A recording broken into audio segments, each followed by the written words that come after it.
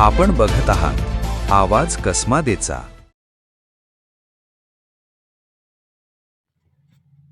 नाशिक मालेगाव मार्गावर धुळेच्या दिशेने जाणाऱ्या शहादा आगाराच्या एसटी बसचा भीषण अपघात मालेगाव जवळ घडला।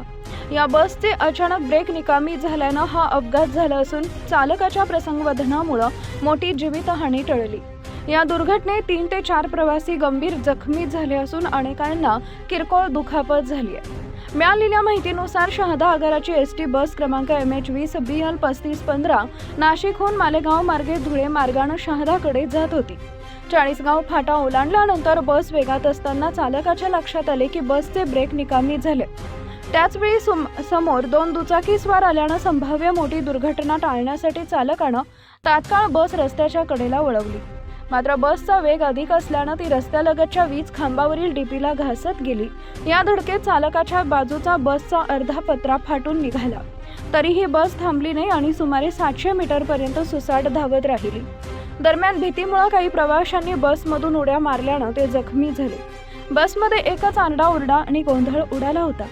घटनास्थळी उपस्थित नागरिकांनी तत्परता दाखवत बसच्या चाकाखाली मोठे दगड टाकून बस थांबवण्यास मदत केली।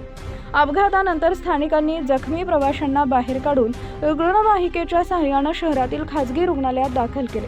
घटनेची माहिती मिळताच तालुका पोलीस ठाण्याचे पोलीस निरीक्षक प्रीतम चौधरी, पोलीस उपनिरीक्षक तुषार भदाणे, हवालदार सागर निकम, शिपाई योगेश गुंजाळ आणि सिकंदर कोळी यांचे पथक घटनास्थळी दाखल झाले।